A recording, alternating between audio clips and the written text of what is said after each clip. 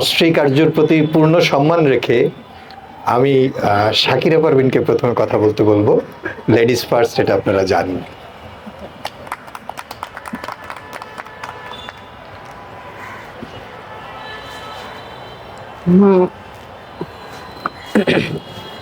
ধন্যবাদ প্রথমত ঐতিহ্যকে এরকম একটা আয়োজন করবার জন্য।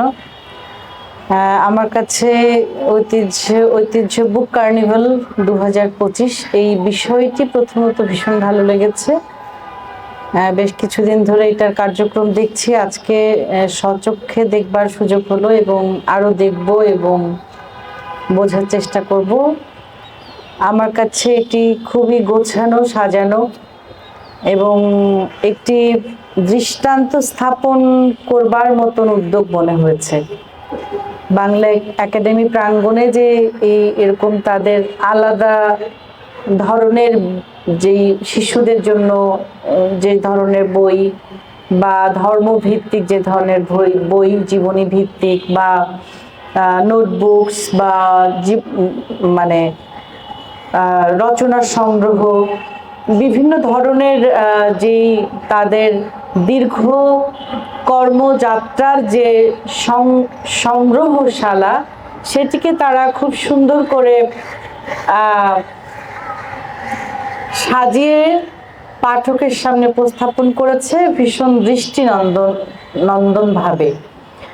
এবং সেই দৃষ্টিনন্দনের সঙ্গে উপসঙ্গ অনুষঙ্গ হিসেবে যুক্ত হয়েছেন বাংলার বিখ্যাত লেখকগণ।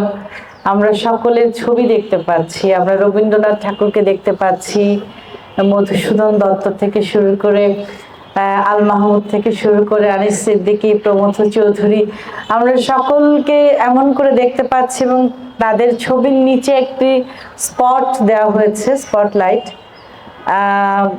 স্পটলাইটটি দিয়ে তাদেরকে আলোকিত করা হয়েছে। একই সঙ্গে তারা যে আমাদেরকে আলোকিত করে গেছেন এবং এখনো আলোকিত করছেন এবং তারা আমাদেরকে ঘিরে রয়েছেন অথবা আমরা তাদেরকে ঘিরে রয়েছি, যেন এরকম একটি আবহ তৈরি করা হয়েছে। এই বিষয়টি আমাকে ভীষণ আন্দোলিত করেছে। আমার খুবই ভালো অনুভূতি হচ্ছে। আমার মনে হচ্ছে খুব সুন্দরতম একটি বিকেলে আপনাদের সঙ্গে বসবার একটা সুযোগ হলো। তো এই হলো বুক কার্নিভাল সম্পর্কে। এবং আমি অনুষ্ঠান শুরু হবার আগে কথা হচ্ছিল, তখন বলছিলাম যে এটিকে আরো কিভাবে মানুষের কাছাকাছি নিয়ে যাওয়া যায়।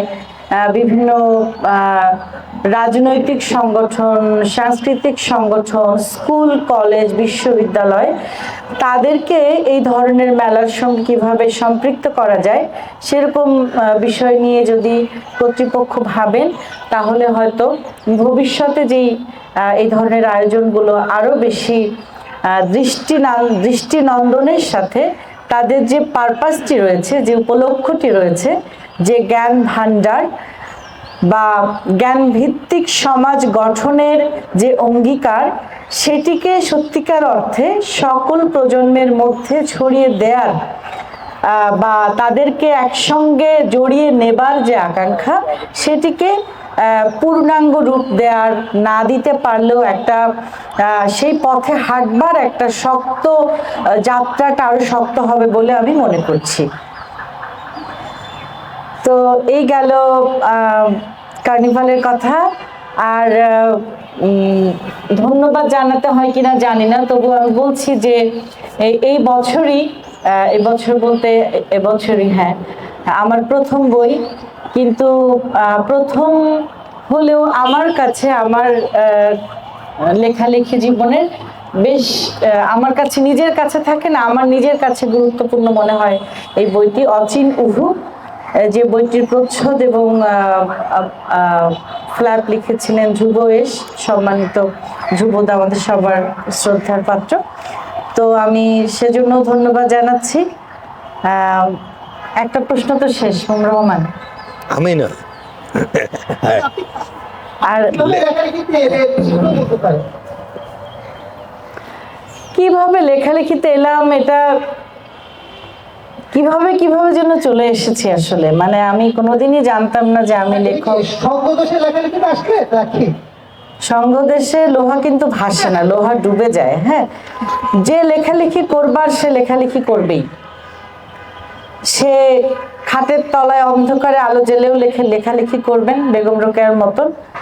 সে অমর মিত্রের মতন ছোট্ট একটা চৌকির পাশে বসেও অজস্র লেখা লিখে ফেলবেন। যিনি লিখবার তিনি লিখবেন, যিনি পড়বার তিনি পড়বেন। আর আমাদের বাংলাদেশের মানুষেরা স্বভাবত কবি। আমাদের মায়েরা, নানিরা, দাদিরা, ফুপুরা, চাচিরা, চাচারা, আমরা এই দেশের মাটির ভেতরে একটা ভাবের সঞ্চার রয়েছে, একটা গীতলতা রয়েছে। সেই গীতল যে মাটি, সেই ভাবের যে মানুষ, এখানে যেই কবি জন্মেছেন, শিল্পী জন্মেছেন, সাধু, ফকির, সুফি, সাধক জন্মেছেন, তাদের যে সুন্দর আত্মা এবং সুরের এবং ভাবের সম্মিলন এই মাটির সঙ্গে সম্পৃক্ত রয়েছে। সে কারণে আমরা কম বেশি সকলেই লেখালেখির সঙ্গে কেমন কেমন করে যুক্ত হয়ে যাই। 2 লাইন ছড়া লেখেননি বা কবিতা লেখেননি আমার মনে হয় না এখানে যারা রয়েছেন তারা, এমন কেউ নেই যে লেখেননি। আর যিনি লিখছেন না তিনিও মনে মনে লিখছেন।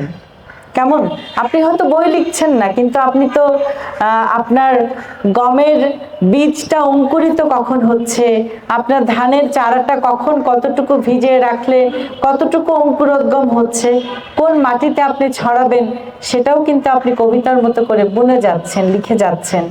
সবুজ ধানের হাওয়াটা আপনার বুকের ভেতরে সেই আনন্দই দিচ্ছে যে আনন্দ একজন কবি বা একজন লেখক লিখবার পরে তিনি যে আনন্দটি পান। কষ্টটিও যেরকম তার হয়, আনন্দটিও হয়। ফলে আমি ছোটবেলায় একটু একটু বৃষ্টি দেখে বা রোদ দেখে এরকম লেখালেখি টুকটাক ছড়া কবিতা লিখেছি। মূলত বিশ্ববিদ্যালয় জীবনে এসে আমার লেখালেখির একটা, আমাদের কজন বন্ধু ছিলাম, আমরা তক্ষক তলার বন্ধু বলি, আমরা কেমন কেমন করে একত্রিত হয়ে গিয়েছিলাম। সেলিম আল দিন একটি অনুষ্ঠান করতেন কবিতা বিকেল নামে, সেখানে শামীম রেজা, প্রশান্ত মৃধা থেকে শুরু করে শুভাশিস সিনহা, সুস্পিন আফসানা, সাবিরা তাবাসসুম, এরকম আরো অনেকেই যারা কিভাবে অন্যান্য অনেক ডিপার্টমেন্টের যারা লেখালেখির সঙ্গে সম্পৃক্ত তারা সকলেই এখানে আসতেন, আমাদের আড্ডা হতো। আর এর বাইরে আমাদের প্রতি বুধবার তক্ষক তলায় একটা আড্ডা হতো, সেটাও আমাদের লেখালেখির একটা বড় মানে একটা ইনফ্লুয়েন্স আমি বলতে পারি, কারণ আমরা যা যা লিখতাম সবার পকেটে থাকতো এবং চুলচারা বিশ্লেষণ হতো, কাটা ছেঁড়া হতো, কে কাকে ফেলে দেয়া যায়, কে কোন বই পড়েছি, কেন পড়িনি, এটা পড়া উচিত, এরকম একটা আমাদের সঙ্গর মধ্যেই একটা এই বই সংক্রান্ত ব্যাপারগুলোই যেন ছিল। লেখা, কবিতা, গান, সাহিত্য রচনা, এই গল্প, কবিতা, উপন্যাস সব ধরনের, সেটা দেশের এবং বিশ্ব সাহিত্য সবকিছু মিলিয়ে। তো এই সংযোগ এবং সমন্বয় এবং আমাদের পরিবেশ, জাহাঙ্গীরনগর বিশ্ববিদ্যালয়ের সম্মানিত যারা শিক্ষক রয়েছেন, খালিদ হুসাইন স্যার রয়েছেন, আহমেদ রেজা স্যার রয়েছেন, ডক্টর সেলিম আল দিন, লুৎফর রহমান, ওনারা সকলেই শিল্প সমৃদ্ধ ঋদ্ধ এক একজন মহান মানুষ। তো তাদের সঙ্গ, সংস্পর্শ, বিশ্ববিদ্যালয়ের পরিবেশ এবং আমাদের তক্ষক তলার বন্ধুরা, এই সব কিছু মিলে কেমন কেমন করে এই কবিতার ভেতরে হয়তো ঢুকে পড়েছি। তারপরে সেই যাত্রা এখন জীবনের অনিবার্য একটা অঙ্গের মতো, অংশের মতন মনে হয়। সেটা হয়তো ধীরে ধীরে গত 25-30 বছরে সেটা ভেতরে ভেতরে সঞ্চারিত হয়েছে। ভাবছি নিজেকে লেখক হিসেবে, অথবা ভাবছি না, অথবা আরো কি ভাবা যায়, কি করা যায়, আদৌ কিছু লিখতে পারলাম কিনা, কিছু হলো কিনা, হবে কিনা, হচ্ছে কিনা, এরকম নানা প্রশ্ন এবং সেটার উত্তর খোঁজা এবং ক্রমাগত নিজেকে আর কি ফেল করতে করতে পাশ করা যায় কিনা সেই পথের দিকে যাওয়ার একটা প্রচেষ্টার মধ্যেই হয়তো এই যাত্রাটা অব্যাহত রয়েছে। ধন্যবাদ। যে আমাদের যে প্রকৃতি আসলে আমাদের মানে কবির চৈতন্যের মধ্যে যে জাগ্রত করে তোলে, এবং আপনি বিস্তারিত ভাবে বললেন যে উনি কিভাবে আসলে লেখালেখিতে। আমরা এখন চলে যাব মুগ্ধ রহমানের কাছে।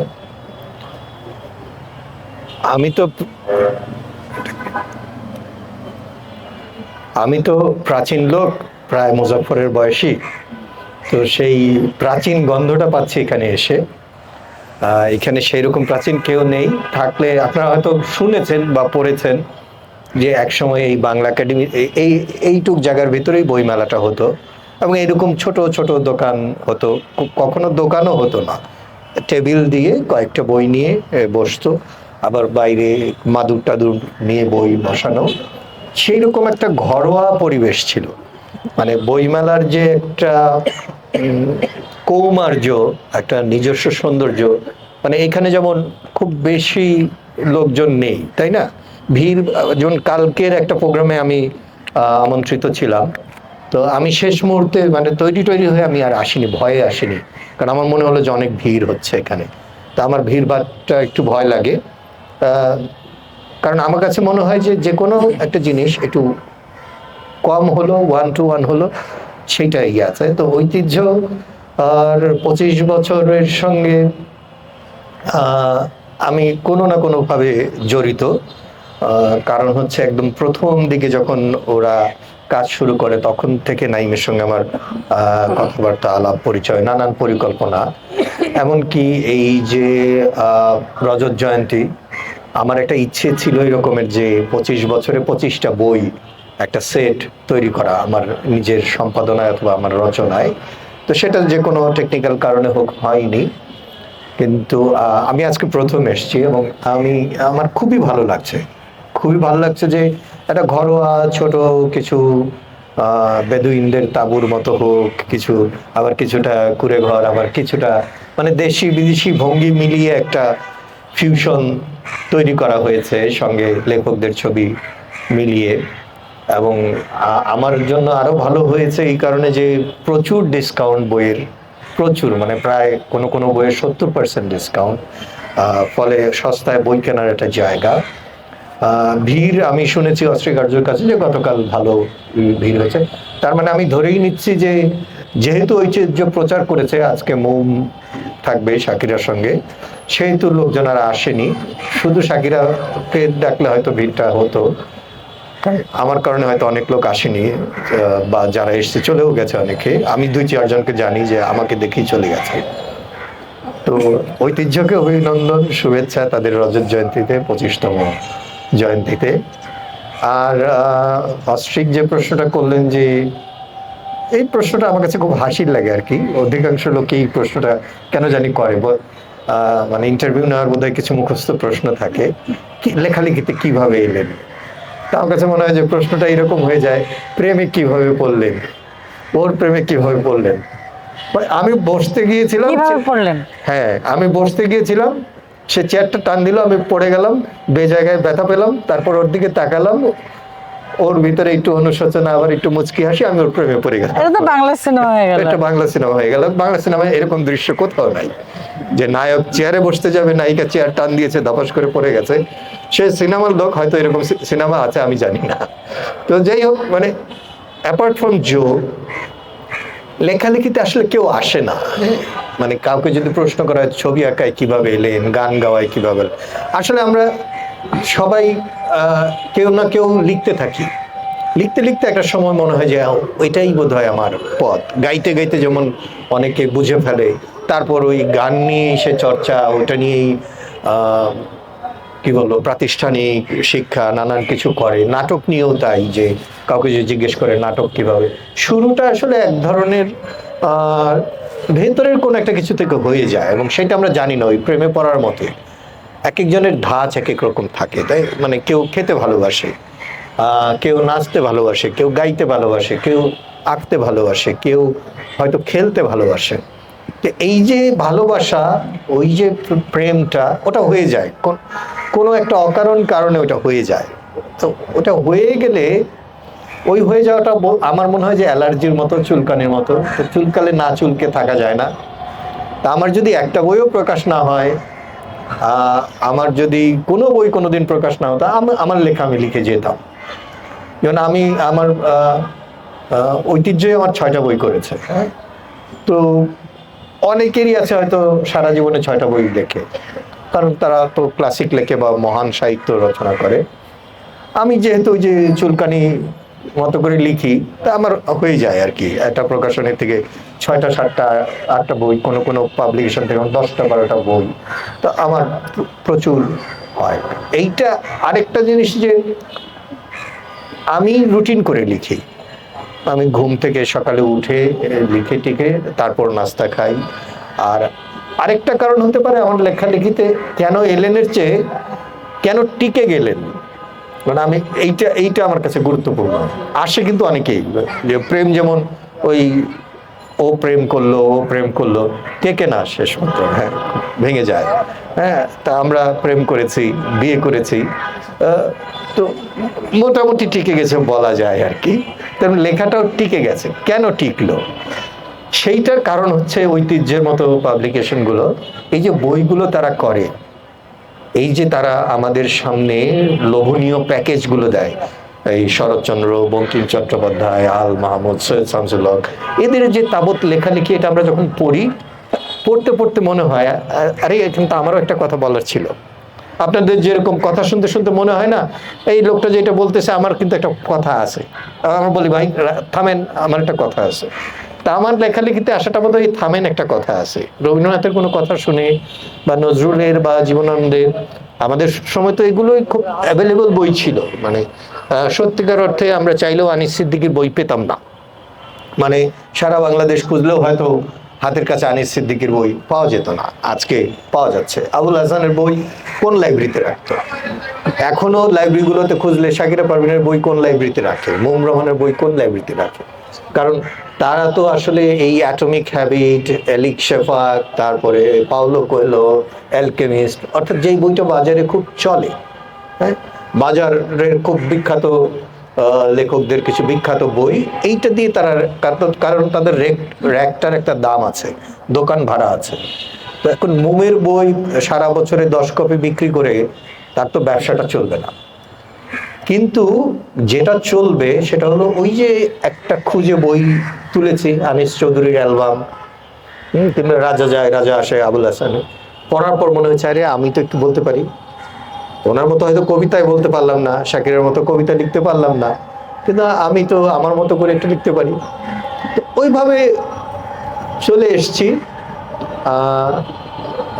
মনে হয় টিকেও গেছি।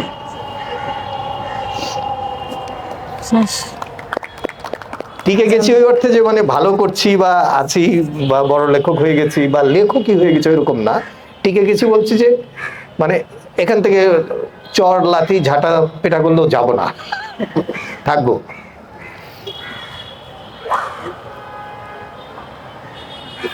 ধন্যবাদ মুগ্ধ হবেন, চমৎকার ভাবে বললেন। আসলে টিকে থাকাটাই আসল কথা, সেটা প্রেম হোক আর সাহিত্য চর্চা হোক। আপনি, আমি জানি যে রবি জয়ন্তী উপলক্ষে আপনি ঐতিহ্যের একটি বই উৎসর্গ করেছেন। তো একটি প্রতিষ্ঠানকে, একই সাথে প্রতিষ্ঠানের কর্মকাণ্ডে বই উৎসর্গ করা রবি জয়ন্তীতে, এটা আমার মনে হয় না বাংলাদেশে মানে ঘুরছে বলে, আমি জানি না ঠিক। আপনি কোথাও ঘটালেন যে রবি জয়ন্তী উপলক্ষে একটি প্রতিষ্ঠানের কর্ণধারকে বই শুরু করা, এই জন্য ঐতিহ্যের পক্ষ থেকে আমি কৃতজ্ঞতা জানাচ্ছি আপনাকে। আমরা এখন এই প্রশ্নোত্তর যাচ্ছি। আপনি আমাদের অডিয়েন্স থেকে সেই প্রশ্নটাকে আড্ডার মধ্যে আর কি, কেউ যদি বলে নাকি প্রশ্ন করে নাকি আপনারা উত্তর দেবেন। আপনার চলে যাচ্ছে একটু প্রশ্ন। আমার নাম আহাদ, আমার প্রশ্ন সাকিরা আপুর কাছে। আপনি আপনার বই আপনার এখানে অনেকগুলো কবিতা ছিল, প্রত্যেকটি করা হয়েছে সুন্দর, নামকরণ আলাদা আলাদা, কিন্তু বইয়ের নাম অচিহ্ন আর কি বেছে নেওয়ার জন্য আরো তো অনেক নাম ছিল। আপনার কাছ থেকে কি এই বইয়ের যে কোনো একটি কবিতা আপনার মুখ থেকে শোনা যাবে? আমি চাইলাম আপনার হ্যাঁ, বই সামনে আছে আমার, থ্যাংক ইউ।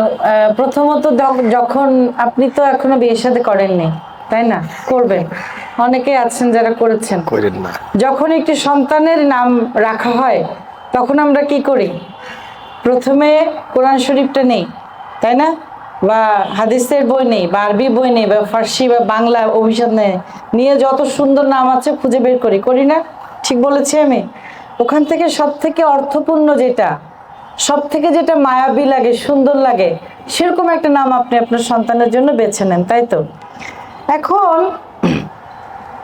আমি কেন যে এরকম নিলাম, অচিনুহু এমন একটি শব্দ বেছে নিলাম যার কোনো অর্থই নেই, অথবা অর্থটা আপনি খুঁজতে চেষ্টা করবেন, যেটা অচিন কোনো শূন্যতার দিকে চলে গেছে, কোনো অচেনা পথের দিকে চলে গেছে। আমরা সকলেই তাই না? সকলেই কিছু একটা খুঁজছি না? কোথাও একটা যাওয়ার চেষ্টা করছি, কোথাও একটা পৌঁছাতে হয়তো চাইছি, কোনো গহন অন্ধকারে অথবা এক টুকরো আলোর ঝলকানিতে, তাই না? তো আমি জানি না, আমি হয়তো এইসব কারণ মিলে তখন এই শব্দটাই সব থেকে রেলেভেন্ট লেগেছিল, সে কারণে এই নাম রাখা অচিনুহু। কবিতা তো শোনাতে আমি খুবই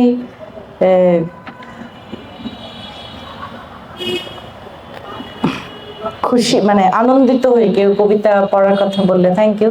ছোট্ট একটি কবিতা পড়ছি, কবিতাটির নাম নার্সিসাস।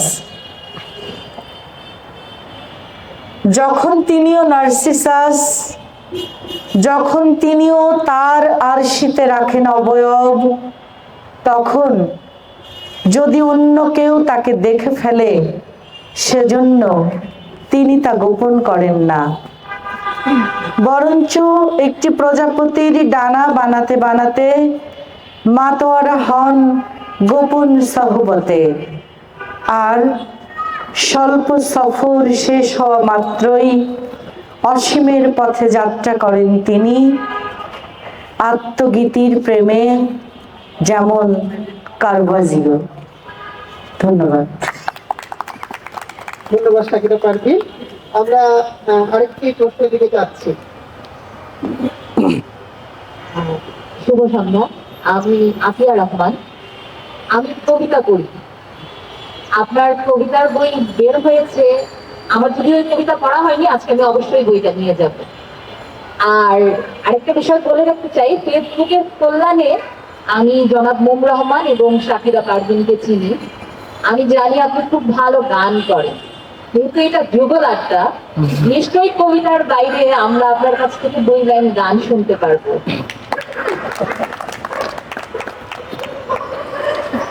এটা এটা কি প্রশ্ন ছিল না আহ্বান ছিল?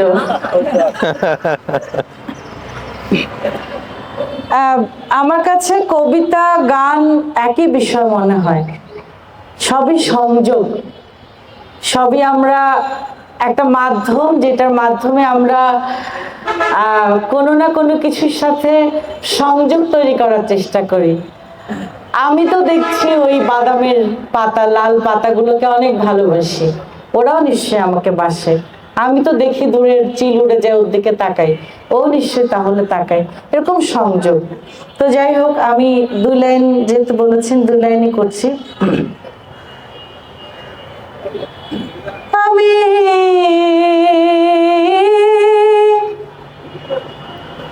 তোমার পথের কাঙাল হইয়া থাকি, এই না পথ দিয়া হাইটা গেছে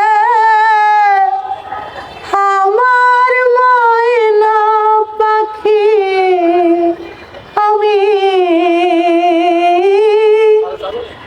তোমার পথে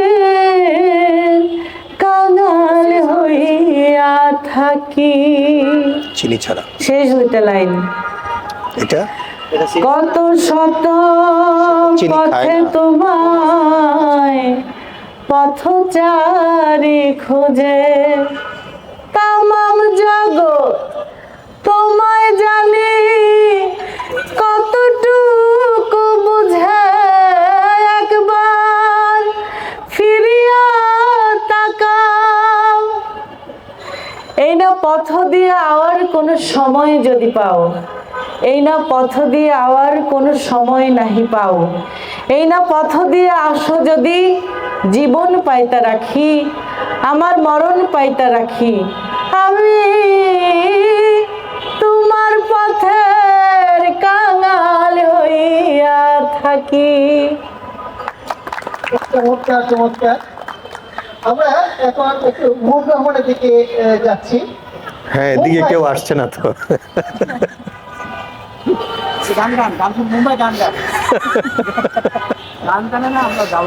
আমি গাইতে পারি, এখানে কেউ থাকবে না গ্যারান্টি।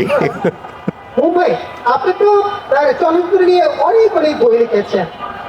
এই যে চলচ্চিত্র লিখতে গিয়ে আপনার কি মনে হয়েছে মানে এই কম্পারেটিভলি আমাদের চলচ্চিত্র নিয়ে আসলে বইয়ের সংখ্যা কম?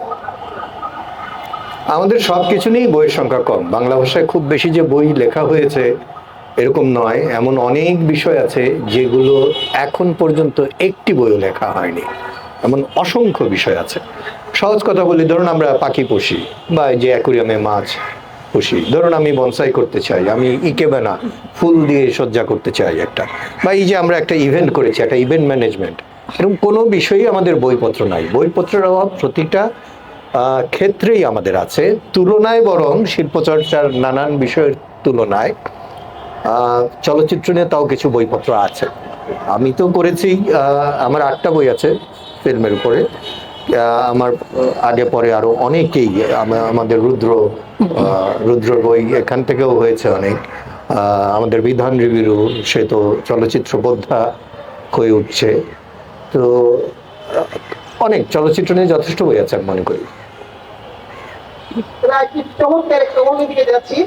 আপনারা দুজনে মিলে মানে এমনকি একটা চলচ্চিত্র যে অসংখ্যবার দেখছেন অথবা বেশি দেখছেন দুজনে মিলে, এমন কোনো চলচ্চিত্র আছে কি? ঘরের কথা পরে জানলো কেমনে? হ্যাঁ, আমরা যেহেতু ঘটনাক্রমে বা দুর্ঘটনাক্রমে এক ঘরেই থাকি, এক বাসাতেই থাকি, একসাথে বসবাস করি। তো তবে আমি যেহেতু বেকার, আপনারা জানেন যে আমি চাকরি ব্যবসা বাণিজ্য কিছু করি না, ঘরে থাকি, লিখি, পড়ি, কাজে আমি প্রচুর সিনেমা দেখি, প্রচুর। আমার বইয়ের ওই যেমন প্রচুর বই পড়ার কারণে প্রচুর বই লেখা হয়েছে, চুরিদারি করা আর কি। ফিল্মের ব্যাপারটাও তাই, প্রচুর ফিল্ম দেখেছি, দেখতে গিয়ে মনে হয়েছে লিখেছি। সুযোগ পেলেই আমি শাকিরা পারভিনকে ধরে টরে বসায় দিয়ে আসো এই সিনেমাটা একসাথে দেখি। তো এরকম অসংখ্য সিনেমা আমরা একসাথে দেখেছি, সেগুলো দেশ বিদেশে। যেমন এই মুহূর্তেই মনে পড়ছে বোধহয় সিনেমা প্যারাদিসো আমরা একসাথে 2-3 বার দেখেছি। রান্নাবাটি শেষ দিন, রান্নাবাটি নামে একটা বাংলা সিনেমা এই কয়েকদিন আগে হলো, সেটা শেষ দেখলাম। লাঞ্চ বক্স, মানে আমাদের চলচ্চিত্র রুচিও একটু আজগুবি আর কি। এইদিকে আমরা কুরুশোয়া সিনেমা দেখি, তো ওইদিকে একদম মারদাঙ্গা হিন্দি সিনেমা দেখি, আবার এইদিকে একেবারে ইন্টেলেকচুয়াল সিনেমা যেগুলোকে বলে। একটু ফুটনোট আছে এখানে, হিন্দি সিনেমা দেখার সময় একটু সাবটাইটেল দিতে হয় তাকে, এটা একটু। হ্যাঁ, মানে শাকিরের সাথে সিনেমা দেখতে গেলে আমার ছবিটা আগে দেখে নিতে হয়, কারণ কেন হাসলো এটা এখন বলতে হবে। সেটা হিন্দি না, আর বাংলা ভাষার বাইরে বাইরে যেটাই হোক, জাপান, ফ্রেঞ্চ, ইটালিয়ান, সাবটাইটেলটা আমার দিতে হয়। আরেকটি গোপন খবর আমরা জানি, এই গোপন খবরটা আজকে একটু মানে এটা সত্য মিথ্যাটা একটু জানাবেন আমাদের যারা এখানে উপস্থিত আছে। এটা আমার মনে হয় শাকিরা পারভিন জানালেই ভালো হবে। আমরা শুনেছি মুমরা রহমানের বাথরুমেও নাকি বই থাকে, মানে বইয়ের র্যাক আছে। ওটা শাকিরার ওয়াশরুমে। মিথ্যা, কত মিথ্যা? না, বিষয়টা বাথরুমেও বই থাকে বিষয়টা ওরকম না। অ্যাকচুয়ালি আমাদের বাসাটা খুব ছোট্ট, কিন্তু তাতে আমরা খুবই হ্যাপি। তো লং হিস্টোরি শর্ট, আমার 2012 সালে আমার পা ভেঙে গেল।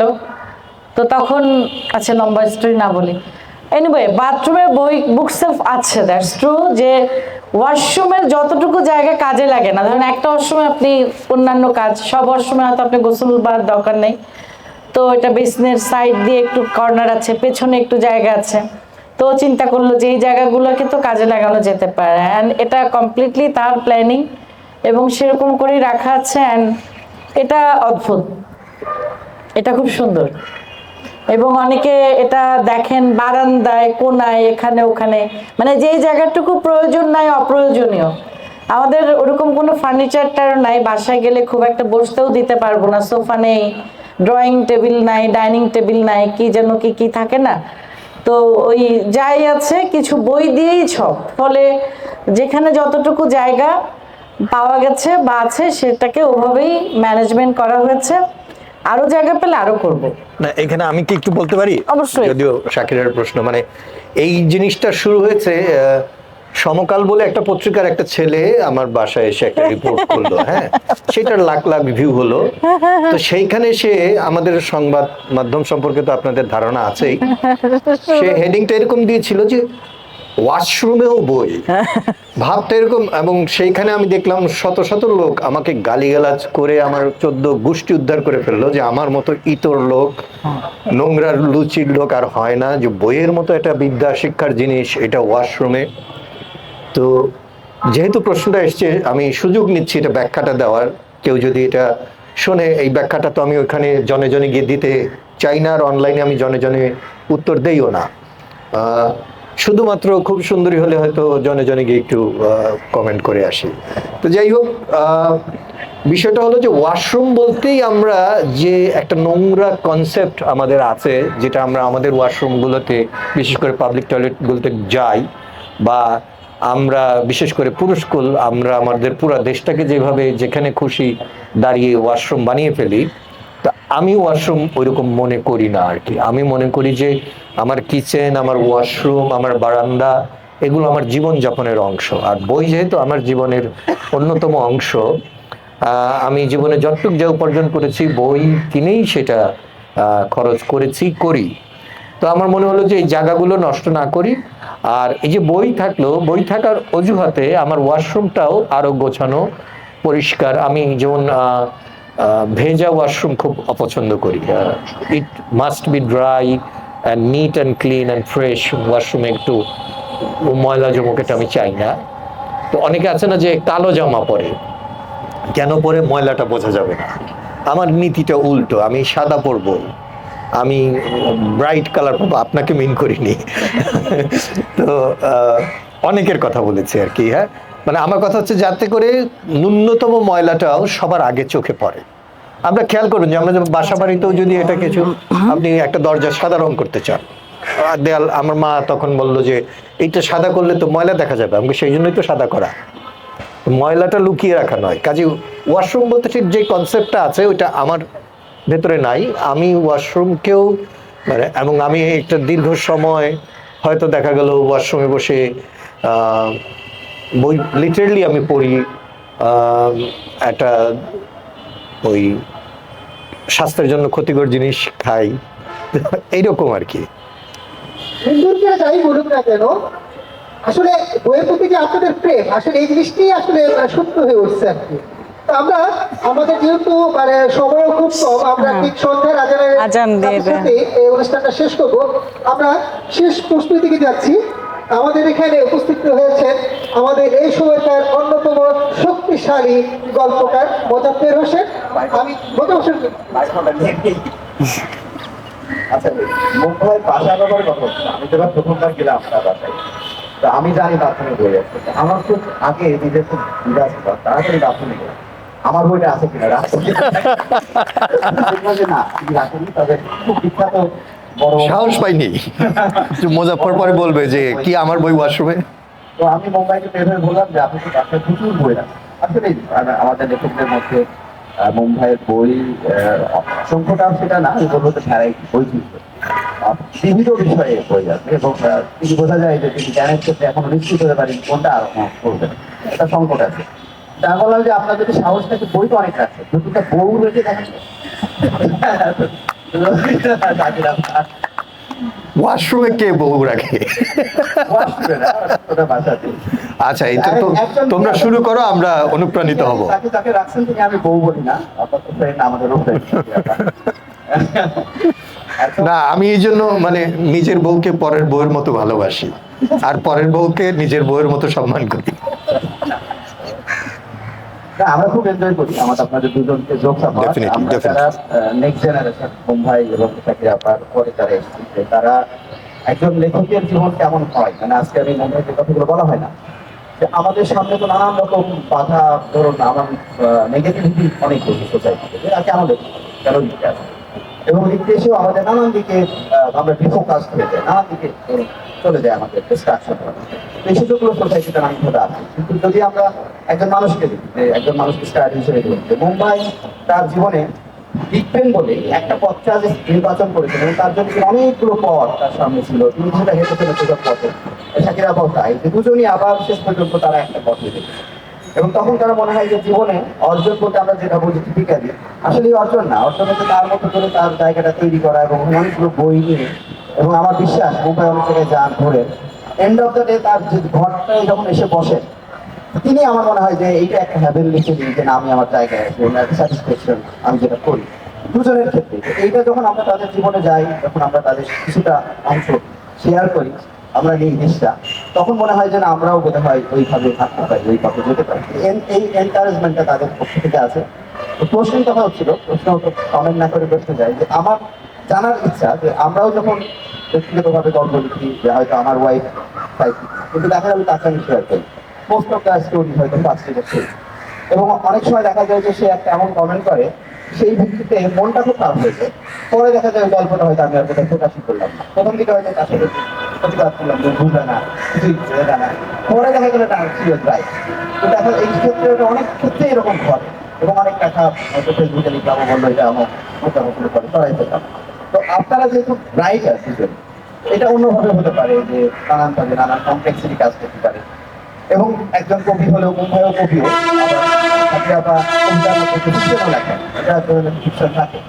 তো আমি জনরা ভাগ করছি না, আপনাদের দুজনের লেখালেখির ক্ষেত্রে এই শেয়ারিংটা কিভাবে এটা কাজ করে, এবং এইটা দুজনের কারেকশনের ক্ষেত্রে আগে আপনি এডিটার এই ক্ষেত্রে আপনাদের রিফাইনমেন্ট গত এই কয় বছর, আমার থেকে আপনাদের বিবাহিত বয়স খুব বেশি না, আমি জানি 25 বছর 25। আমারও এই ঐতিহ্যের সময় বয়সী। আবার তো একই এই আপার, হ্যাঁ 25। দুটোর একই সমান। আচ্ছা, আপনাদের বিবাহিত জীবনের যে 25 বছরের আসলে দুজনের কাছ থেকে এই নেয়াটা কেমন ছিল? আচ্ছা, আমি খুব বেশি সময় নেই, আমার মনে হয় যে 2-3 মিনিটের মধ্যে আজান দিয়ে ফেলবে। তো আমি একটা বিষয় শেয়ার করি, সেটা হচ্ছে যে মুমুর রহমান সে আমার হাজব্যান্ড, বা সেটা কিন্তু যাই হোক, লেখক, অনেক অনেক কিছু, কিন্তু সে অনেক ভালো একজন ক্রিটিক, খুবই ভালো একজন সমালোচক। তো সেইটা এমন ধরেন হয়েছে, যেমন আমার একটা বই বের হয়েছে 2024 নাকি 25-এই, 32 মঙ্গল, একটা দীর্ঘ কবিতা, 110 পৃষ্ঠা একটা দীর্ঘ কবিতা। কবিতাটা যখন আমি প্রথম লিখলাম, একটানা 3 দিন 39 পৃষ্ঠা টানা। আমি মানে বেশিরভাগই কম্পিউটারেই লিখি বড় লেখাগুলোর ক্ষেত্রে। আজান দিয়ে ফেলেছে, শেষ করছি। তো এই লেখাটা যখন লিখলাম, তখন বাসায় আরো নাইম, নীলা, এরকম 2-3 জন মিলে একটা আড্ডা হচ্ছে। তো লেখাটা আমি খুব এক্সাইটেড যে আমি এত বড় একটা লেখা লিখে ফেলছি। তো বেশ কয়েক বছর আগে, এটা 3-4 বছর আগে। তো লেখাটা পড়া হলো, পড়া হওয়ার পরে ওরা যাই হোক ভালো মন্দ বললো, আমি খুব এক্সাইটেড, পড়তে পড়তে কান্না টান্নাই করে দিলাম। মুক্তিযুদ্ধ, অনেকগুলো প্রসঙ্গ আসছিল সামহাও। তো ও একটা কথা বলেছিল, ব্রেক নিতে পারো, আজানের একটা ব্রেক নিব। আমরা কি ব্রেক নিব না শেষ করে ফেলবো? আচ্ছা বলো। শেষ করে ফেলবো। তো ও বললো যে এটা হয় নাই, এটা অন্তত তো 100 পৃষ্ঠা হওয়া উচিত ছিল। তো আমার খুবই মেজাজ খারাপ হলো। হয় নাই বলতে মানে হয় নাই মানে কি? বললো হয় নাই মানে আসলে তুমি যা কিছু এখানে বলতে চেয়েছো তার মুখটা আছে, কিন্তু বিস্তারটা নাই। তোমাকে এটা নিয়ে আরো কাজ, আমার মনে হচ্ছে আরো কাজ করা উচিত। খুবই ভাব নিয়ে বললো, মানে আপনি মনে করেন না এরকম নরম সরম ভাবে, খুবই ক্রিটিক্যাল।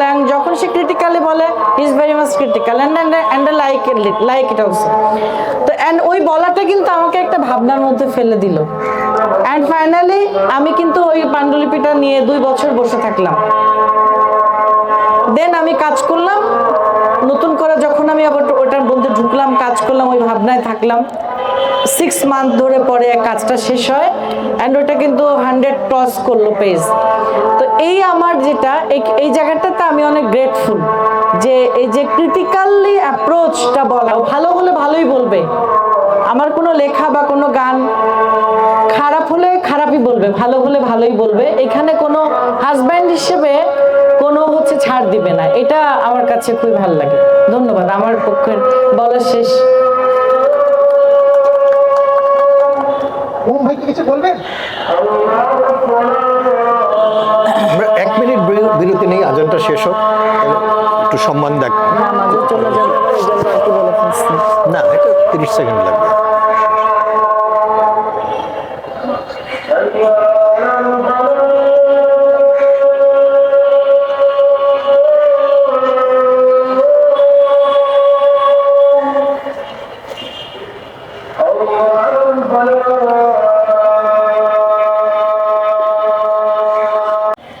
আমার একটা জিনিস মজা লেগেছে যে অস্বীকার্যর প্রথম প্রশ্ন আর আজকের অনুষ্ঠানের শেষ প্রশ্ন বোধহয় এটাই, মোজাফফরের শেষ প্রশ্নের একটা কানেকশন আছে।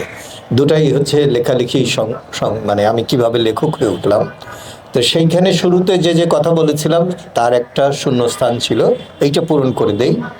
তো আমি ওই প্রেমিক হয়েই লেখক হলাম আর কি। অনেকেই প্রেমিকা বা বউ বলে আমাকে ফ্ল্যাট কিনে দিও, আমাকে এটা দিও সেটা দিও। তো আমি শাকিরা পারভীনের পিছনে দিনের পর দিন ঘুরছি, কাজ হচ্ছে না। অথচ আমার প্রেম করার যথেষ্ট অভিজ্ঞতা ছিল, কিন্তু কাজ হচ্ছিল না। যাই হোক, শেষ পর্যন্ত 365 দিনেরও বেশি দিন খরচ করে তাকে একরকম রাজি করানো গেল। তখন সে আমাকে একটা শর্ত দিল যে আমি এক শর্তে তোমাকে আমি বিয়ে করব, সেটা হচ্ছে তোমাকে লেখক হতে হবে। তো লেখক হতে পেরেছি কিনা জানি না, সেই চেষ্টাটাই করছি। কাজে আমার লেখালেখির ক্ষেত্রে প্রেরণা বলেন, অনুপ্রেরণা বলেন, যন্ত্রণা বলেন, সেটা শাকিরা পারভীন।